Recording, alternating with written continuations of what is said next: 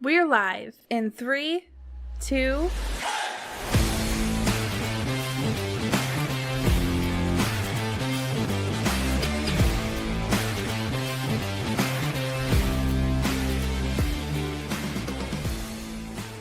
Welcome, Brainiacs, to a very special edition of the Leather Brains podcast. My name is producer Scotty, and as you'll soon be able to tell, I am completely and totally alone. Which is unusual because if you've been listening to this podcast or watching this podcast on YouTube or X for any amount of time, you know that normally we have a group of guys here to discuss football, but that group of guys has bigger and more important things to tackle on this particular day, on this particular episode.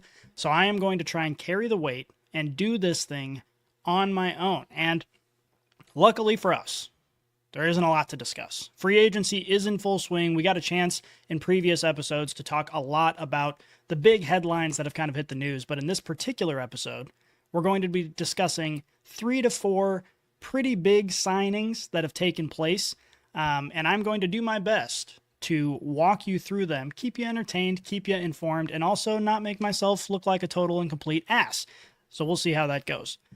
Before we get into all that, though, I do have to remind you, and this is very important, March Gladness is happening right now. If you don't know what March Gladness is, boy, am I excited to tell you about it, because March Gladness is our attempt to give back to the Brainiacs who have routinely stuck around with us as we make ourselves look like fools on this podcast. March Gladness is a time where we give away free signed jerseys of NFL players active right now. And it just so happens, and this is big news, so listen close. We are giving away a free signed James Cook jersey over on X. And actually, to enter is very simple, but you do need to be on X as well as on Spotify this week, I believe. Yes. So all you have to do to enter is go over to our post. We're announcing this on X. You have to retweet it and then go follow us on Spotify. And you can also tag a friend in order to be entered in twice. So this is a totally free jersey, totally free for you. We will send it to you at the end of the month, and it is signed by James Cook. Bills fans, this is a great opportunity. Make sure you tag your fellow Bills fans and get excited, because March Gladness is the time where we give back to you and tell you thank you for continuing to listen to our podcast. Now, it won't surprise you to learn, because, maybe you've been living under a rock and you didn't realize that this happened. But the Bengals, this is the biggest news of the week, the Bengals did manage to sign Ja'Marr Chase and T. Higgins to contract extensions. Ja'Marr Chase, of course, becomes the highest paid non-quarterback in the NFL. Everybody expected that to happen. There's not really a question of the Bengals wanting to do that. But T. Higgins also being signed is huge news. Now, I have said over and over and over again, and Bengals fans have routinely told me how much of an idiot I am because of this. I have said it's not smart for the Bengals to re-sign T. Higgins to some big contract. And the reason for that is not because T. Higgins isn't an awesome player. Of course T. Higgins is an awesome player. Of course the Bengals want him. Every NFL team would love to have T. Higgins on the roster. He is great. The problem is the Bengals, of course, are spending a ton of money on Joe Burrow. They're now spending more money, even more money, on Ja'Marr Chase. And now they're spending an assload of money on T. Higgins as well. And that by itself is kind of a problem, right? It's not something you love to see, spending your entire cap space on 3 players. But in particular for the Bengals, because if you spent any time watching the Bengals try to play football in 2024, the offense was electric. Top 5 offense in the NFL. Ja'Marr Chase was the best receiver in the NFL. Joe Burrow was lights out, incredible. Honestly, probably should have been more in the MVP discussion than he was because of the Bengals' record. But the reason we didn't talk more about Joe Burrow being an MVP is because the Bengals' defense was so atrocious, so pathetic, that even with the offense playing at a caliber that we've rarely seen in the NFL, they still lost a ton of games. They didn't make the playoffs. That's a real problem. And it's difficult to imagine a scenario where the Bengals address that problem effectively while simultaneously using all of their cap space to pay for 3 offensive players. There are stories coming out today about Trey Hendrickson. And Hendrickson, of course, is a... Trey Hendrickson? Hold on. I got to look up his name. I'm having a brain fart right now. I'm not even going to cut this out. You guys are just going to see this. Okay, yes, Trey Hendrickson. Should have trusted myself. Of course, Trey Hendrickson was the best defensive player on the Bengals defensive roster. There was a lot of talk as we moved into the offseason that he wanted to be paid more money. The Bengals then said, okay, we're going to allow you to seek a trade.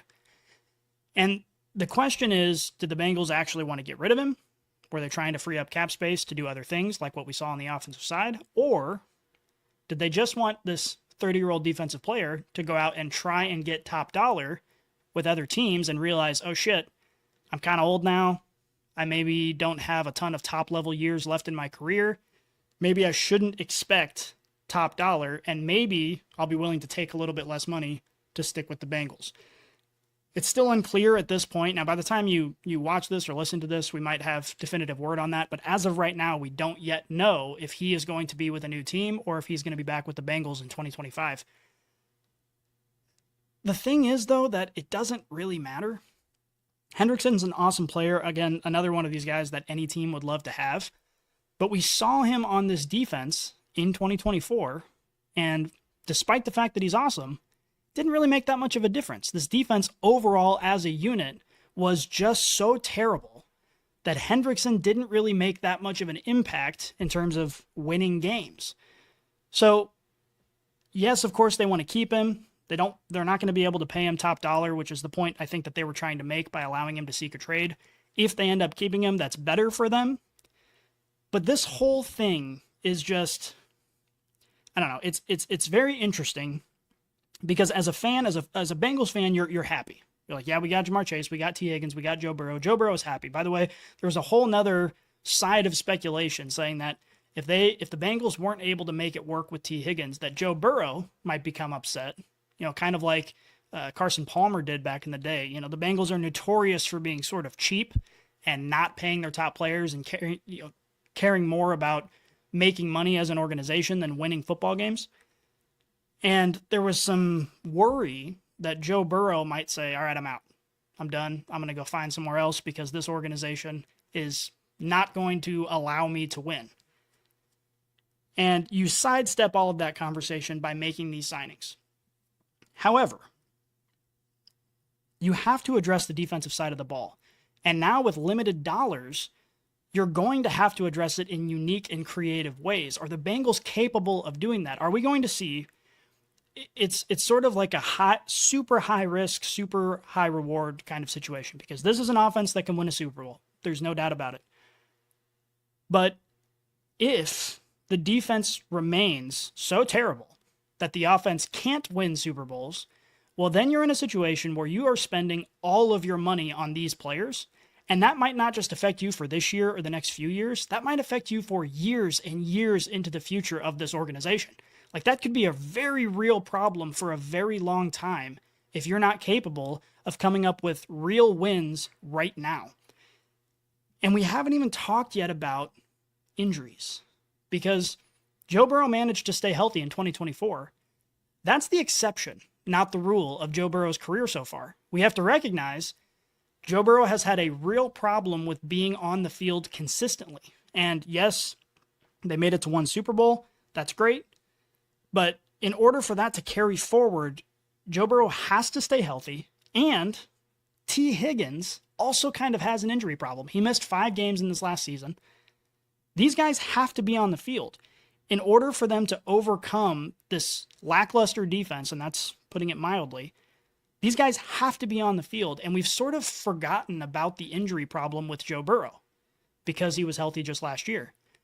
If we see that recur, if we see that come back, not having a good defense, paying all of this money for their stars, and then losing 1 or 2 of those stars to injuries for chunks of the season, again, I can see this being, a move that we look back on and say, this is the reason why they won the Super Bowl. And I can also see this becoming, the first telltale sign of a sinking ship. So we're going to have to wait and see. I'm a Chiefs fan. I'm not rooting for the Bengals. I like Joe Burrow. I like T. Higgins. I like Ja'Marr Chase. Individually, I would like them to have success. It's not going to surprise me, though. Put it this way.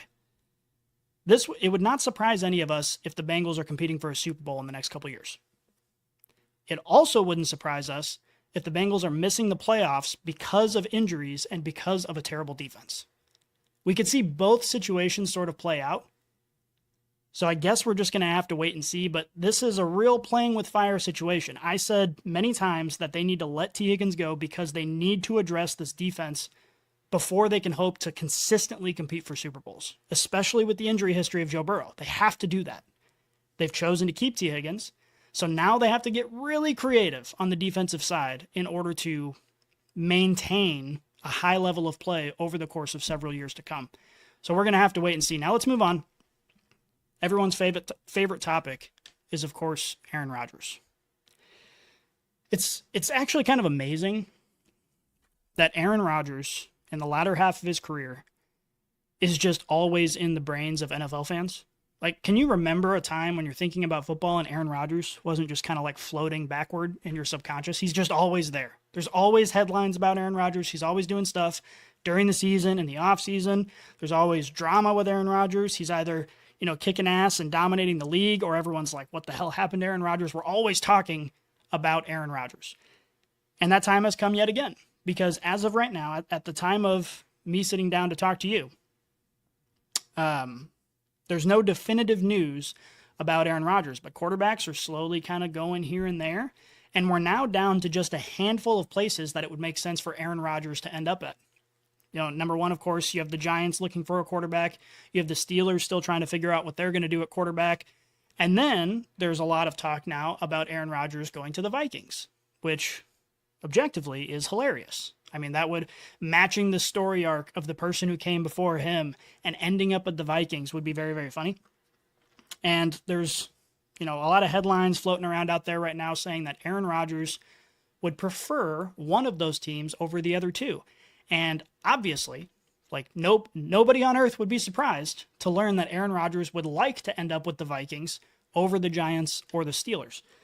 And the reason, of course, is because the Vikings, first of all, Kevin O'Connell has proven himself to be an awesome coach, has proven himself to be someone who gets the best out of his quarterbacks. And then the Vikings, of course, have, J.J. McCarthy.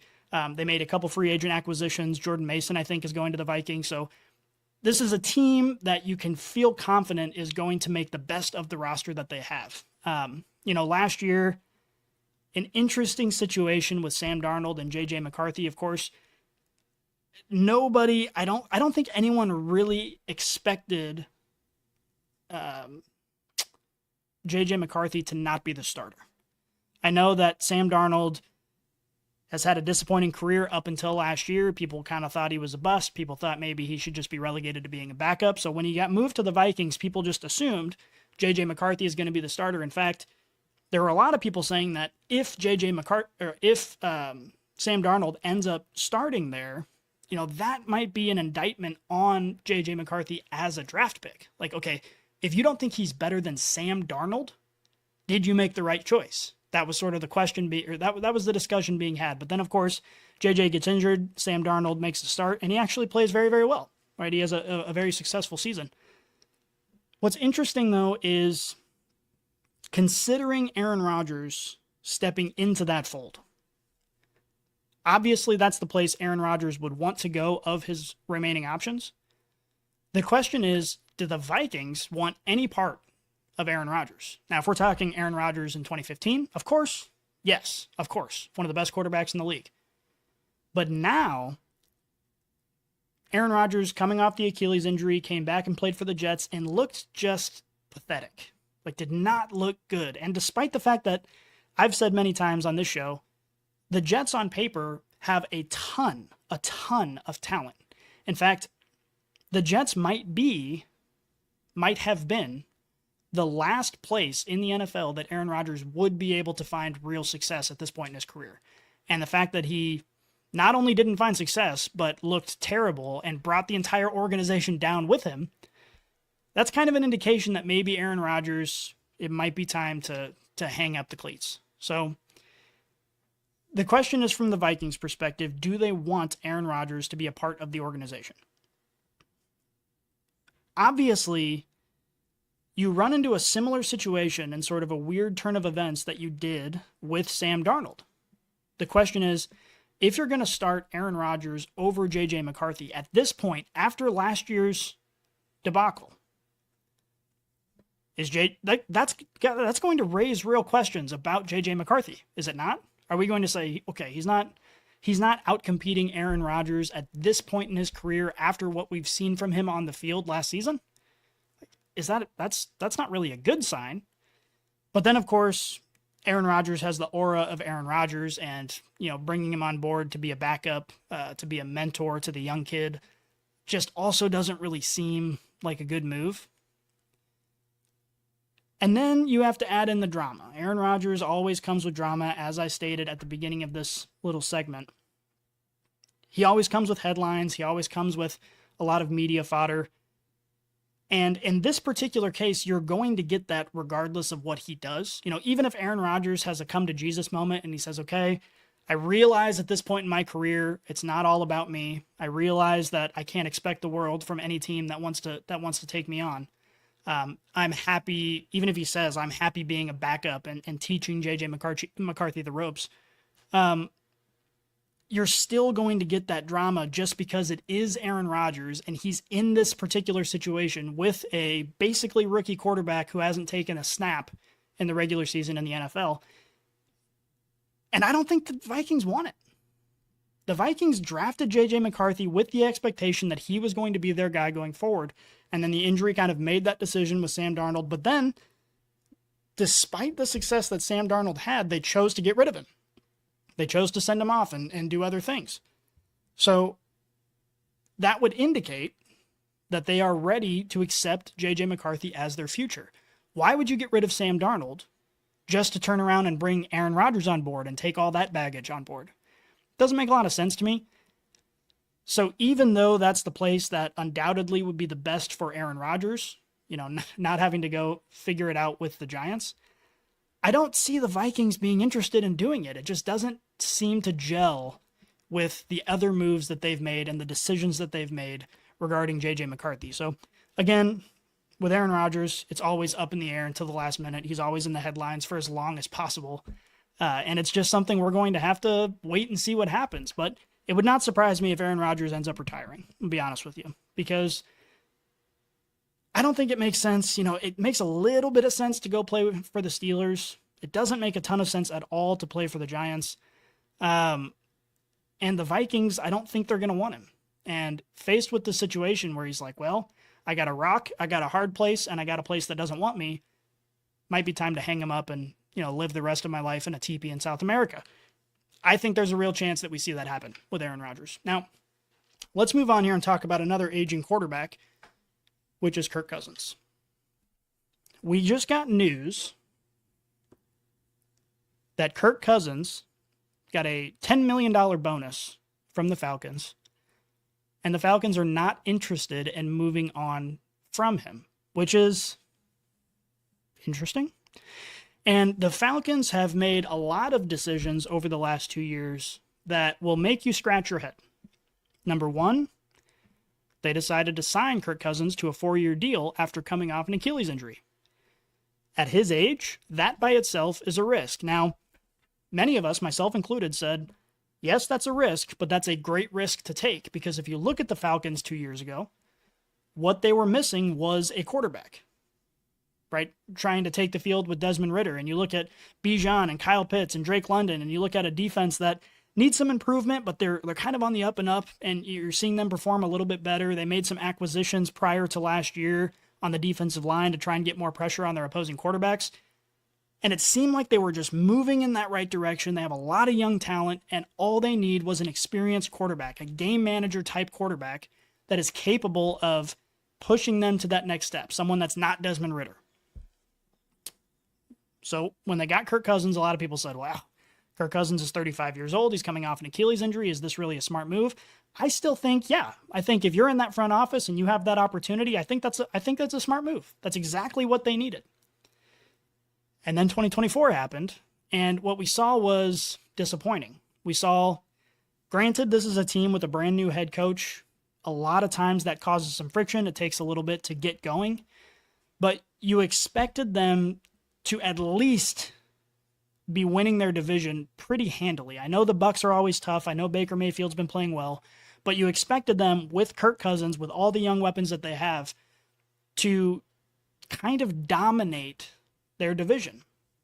And we didn't see that. We saw an offense that struggled at times. We saw a defensive line that did not look that improved. They had a lot of issues. But surprising is Michael Penix Jr., who was drafted by the Falcons, surprise pick in the first round.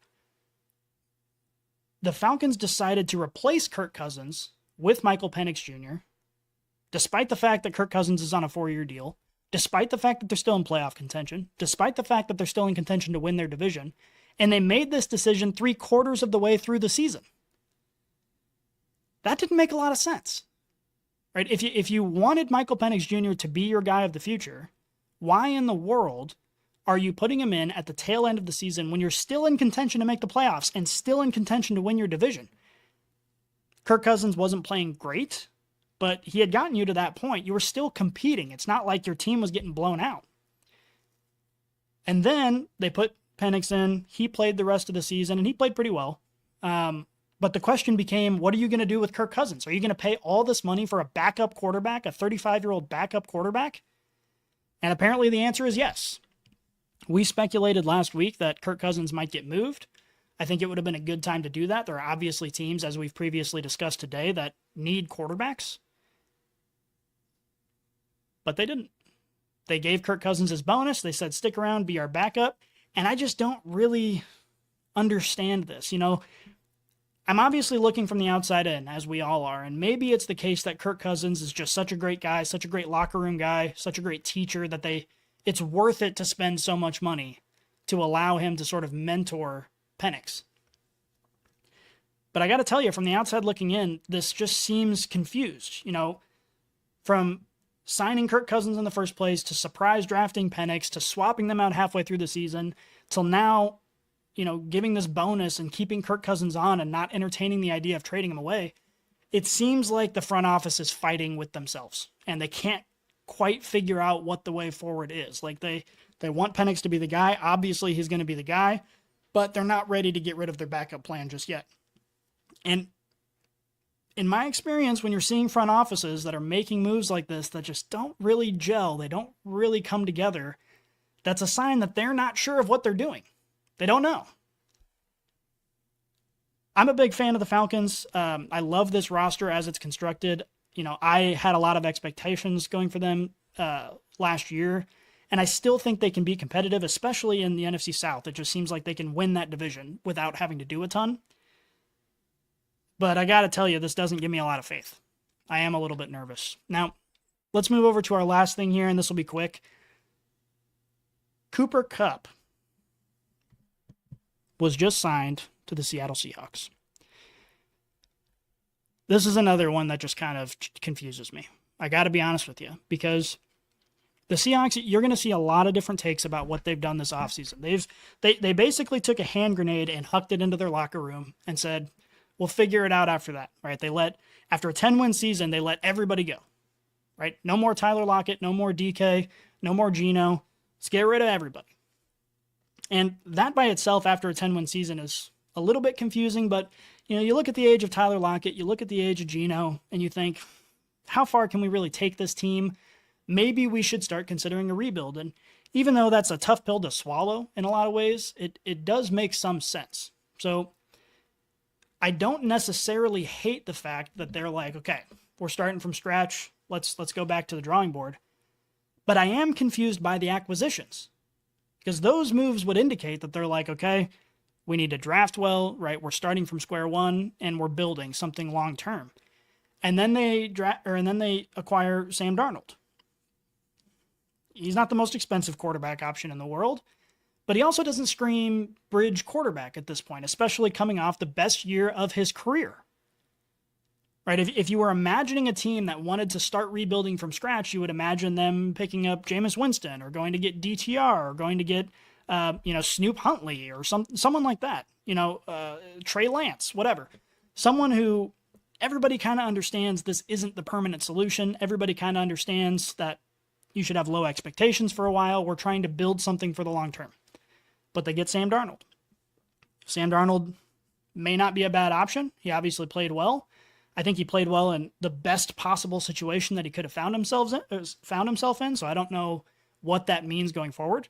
But it certainly is true that Sam Darnold does not really indicate in a clear way that this is a team that's just full-on rebuilding. And now they've signed Cooper Kupp. And Cooper Kupp is from this area. He's going back home to play to finish out his career. But of course he's old. You know, when he's healthy, he's a great wide receiver, but he's had a lot of trouble staying healthy. Again, he's not at the point in his career where he's the most expensive option, but he's also not the option that you would imagine they would pick up if they're trying to rebuild from scratch. Like Cooper Kupp, paying for Cooper Kupp at his age, with his injury history, is just not the move you expect to make when you want to have, you know, a top 10 pick in the draft. It just doesn't make sense to me. Now, many of you out there are probably a lot smarter than me, so you can let me know what I'm confused about.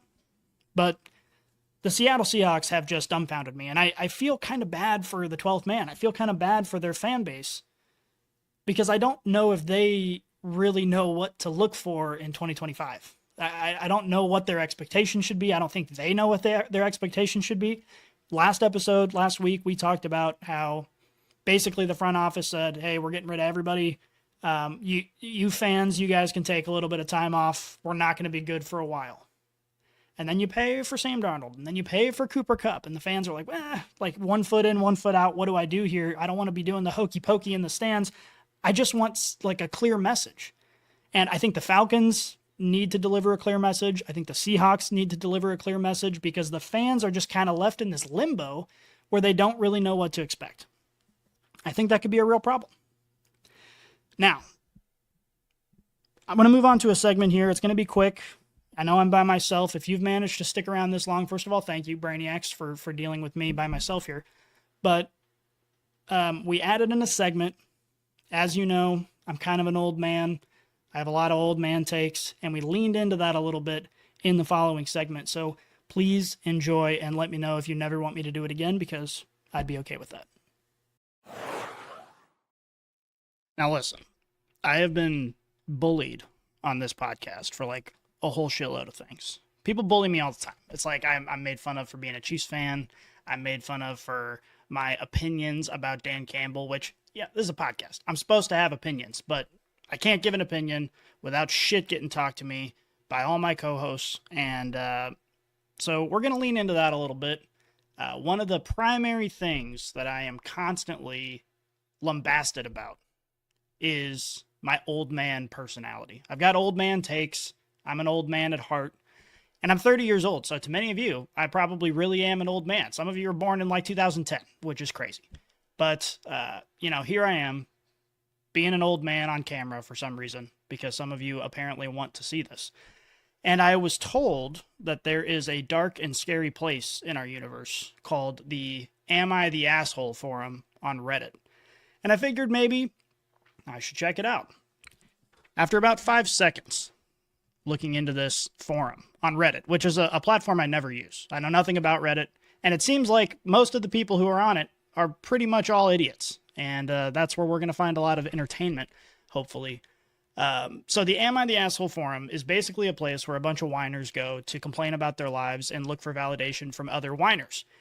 Seems pretty useless, but a lot of people do it. It's very, very popular. And I've decided to maybe read through a few of these things and give you my take on the unfortunate situations that many of these people find themselves in. So first things first. As I said, I am an old man. I am going to give my take, which is probably going to be unpopular, but I'm just going to be honest because I can't do anything else. So the first one we're going to start with. The title of this, I guess this is from a guy named Future Director 97. So guarantee he wants to be a director. I guarantee he's 14, 15 years old.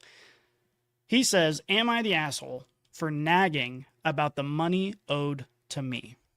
And okay, so first things first. You people on this Reddit forum, you talk way too much, right? You're trying to give me the situation and ask me for my opinion about whether or not you're an asshole. And you write 75 paragraphs, Like I have to read for 3 hours to get to the crux of the point here, which is insane. Like, maybe just take it back a little bit. Maybe just, focus on the key details. We don't need your whole life story to determine if you're an asshole. Newsflash, you're probably an asshole. This guy says, last Tuesday, a coworker of mine was asking around because she needed a ride to a dentist appointment that afternoon. She was going to be getting anesthesia and didn't want to drive herself. She was asking around and with no luck from others, eventually asked me, offering to pay me for my time. It's mainly because of this that I agreed to help her. Okay. First things first. You are an asshole. If you're not going to consider driving your coworker to the dentist, that's like the most menial of tasks. Okay, you don't need money to do that. That's like something you spend 20 minutes doing in your free time because you're not a totally insane person. Like, you can just take your coworker to the dentist. You don't need to be paid to drive her 15 minutes to her dentist appointment. He goes on to say her appointment was at 3:15. I needed to pick her up at 3 p.m. I was at her house by 2:30, and she didn't come down until 3 p.m. Okay. Why are you getting to her house a half hour early in the first place? That's an insane thing to do. Maybe just text her and say, hey, what time do you want to leave for your appointment? Don't just assume you need to be there an hour and a half before the appointment, right? Just to be, I don't know. Like, that's just a crazy thing to assume. But he says, no biggie. I was waiting there for 3 hours. No biggie. She came out. Not a problem. Her appointment was about 15 minutes from her apartment. Again, okay. Why are you showing up at 2:30? The appointment's at 3:15. You show up at 2:30. It's a 15-minute drive. Do some quick math. When we got there, she told me that it would only be about an hour-long appointment. Again, no big deal. I decided to run some errands while I waited, and around 3:45, she texted me and said she was just getting brought back. I was a little frustrated, but I was her only ride, so I just shrugged it off. Okay? That's not really her fault. Okay, she got there at the appointment time. The dentist, all dentists are scumbags. They're terrible people. I hate the dentist. So yeah, they delayed everything, whatever. He goes on for like 9 more paragraphs. The crux of this is the appointment took forever. He was annoyed. And then the coworker said she was going to give him $20 and she has yet to give him $20. And he wants to know if he's an asshole for nagging about $20. Okay, it's $20. You should have taken her to the freaking dentist for free. She's your coworker. Just do it. It's not that big of a deal. So yeah, of course, you're an asshole. Like, that's the bottom line. You don't need $20 is not a lot of money. He says at some point in here, that's like a full tank of gas. Okay. First of all, I don't know if that's a full tank of gas nowadays. Seems like when I pay for gas, it's like $70 minimum, but maybe he drives like a Prius or something, which wouldn't surprise me. So $20 is not a big deal. You should just take your coworkers to their appointment. And the fact that she's not paying you, okay, yeah, kind of annoying, but it's the fact that you sat down in front of your computer and wrote a novel to tell us that you didn't get $20 for something you should have done for free. Yeah, you are 110% an asshole. No doubt about it. The next one is from someone named Swimming Law 1522. I don't know what that means. Swimming Law is a crazy username, but whatever. We'll move past it. This person says, it's a woman apparently. Am I the asshole for not visiting my dad the Sunday before his birthday? She says, I have been dotting between home and the city where I study. It has been quite difficult to make time for everyone, but I'm making sure to give everyone the same amount of attention while keeping up with my studies and work. On Thursday, I came home and spent some time with family until Saturday, when I went back to the city for a shift. My mother called me after my shift asking if I was coming back home again. I said probably not, since I just was back there. Also, I had at that point promised her that I will come home to visit her and my dad on his birthday and the weekend following. She says that's okay, and fast forward to today. She says it's my dad's birthday on Tuesday, so tomorrow. Okay, this doesn't make any sense. This person, I don't understand how adults don't know how to communicate via written words. It's like the first thing you learn in school. Half of these posts are like these incompetent people just trying to string together complete sentences. It's insane. She goes on for 55 more paragraphs, as everybody does. But the crux of this is that her parents are mad at her because she didn't come visit her dad the week before her birthday, even though she's going back to town on his actual birthday. I chose this one for one reason and one reason only. We need to have a conversation about birthdays, because birthdays are meaningless once you're above the age of 21. And honestly, once you're above the age of like 11, Birthdays just don't matter. We have this weird cultural thing where we're like, oh, it's this random arbitrary day. Everybody needs to come cater to my every whim. You don't need to do that. You're an adult. It's a birthday. Her dad being upset that his daughter is not coming back to town 7 times to celebrate his birthday is insane. You're a grown man. Who gives a shit about your birthday? Your daughter's out living her life. You raise children hoping that they go create their own life and live their own life and do the best they can.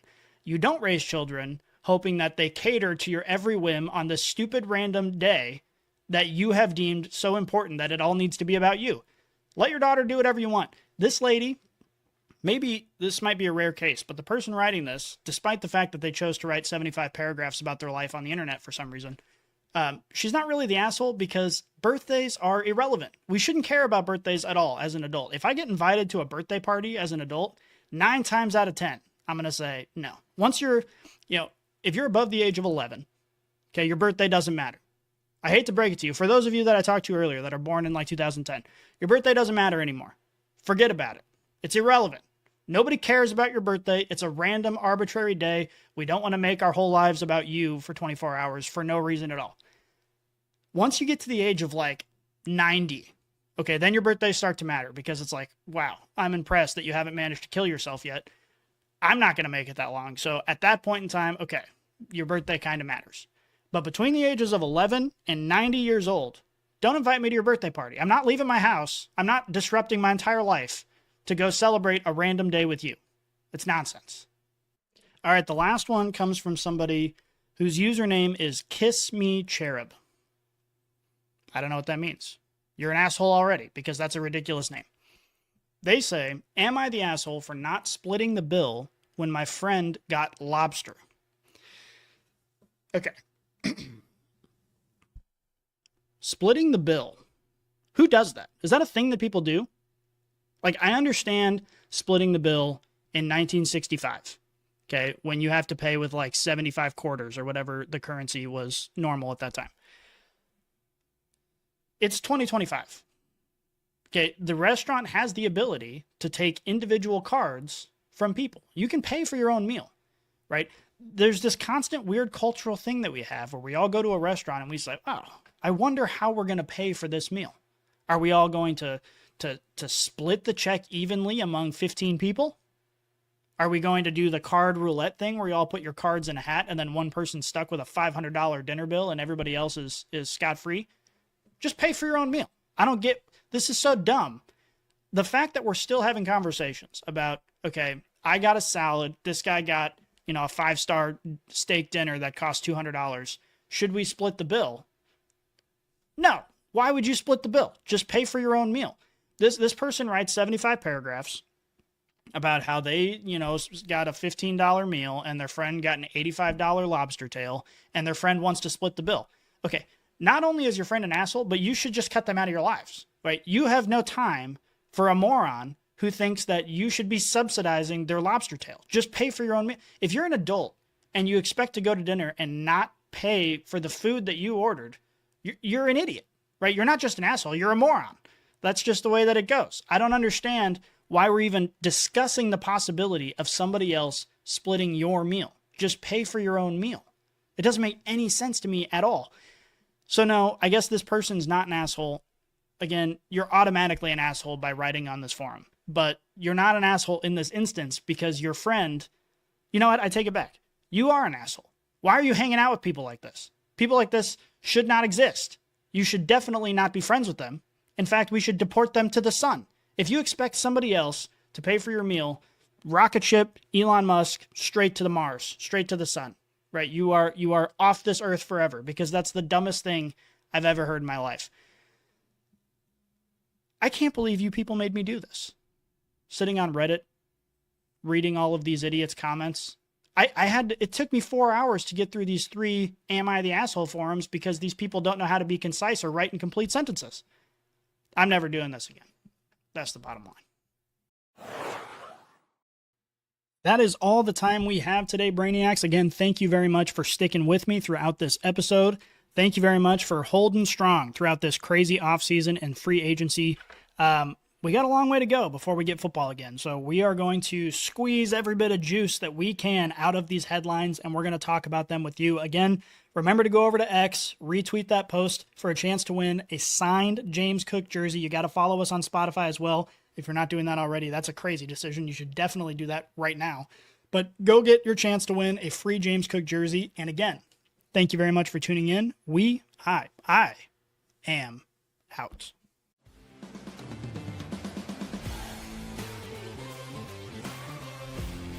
If you enjoyed this episode, make sure you tune into our new releases every week on your favorite podcast app.